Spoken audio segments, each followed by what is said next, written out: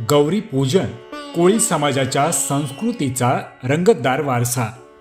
झे गौराई तांब्यात पाणी या पारंपरिक ओव्या आजही कोळी समाजाच्या घरोघरी गुंजतात।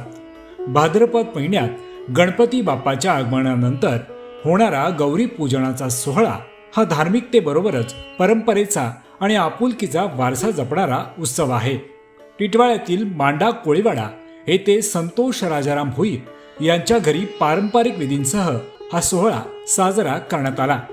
पहिल्या दिवशी महिला बटाटे, तांदूळ, डाळी आणि पानविडा घेऊन गौराईला आणण्यासाठी निघतात।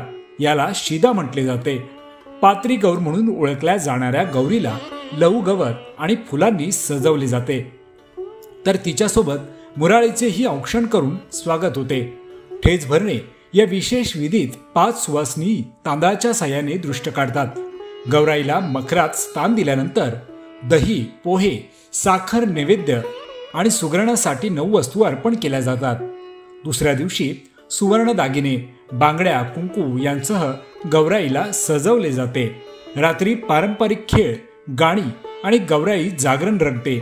यावेळी तिचा पती शंकरोबा हा गौराईला नेण्यासाठी आलेला असतो। त्याचे देखील मानपान देऊन फेटा बांधून स्वागत केले जाते।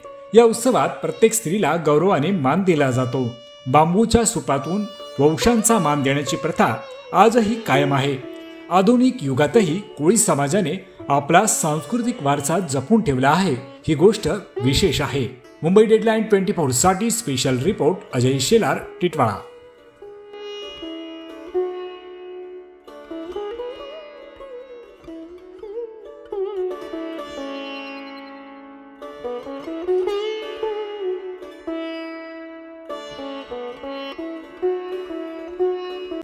महाराष्ट्रासह देश विदेशातल्या ताज्या घडामोडी आणि बातम्या पाहण्यासाठी गुगलवरती जाऊन www.mumbaideadline24.com या आमच्या वेबसाईटला भेट द्या।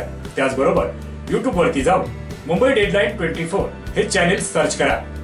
सबस्क्राइब हे बटन दाबा। आमच्या नवीन घडामोडी आणि ताज्या अपडेट पाहण्यासाठी बेल आयकॉनला क्लिक करा।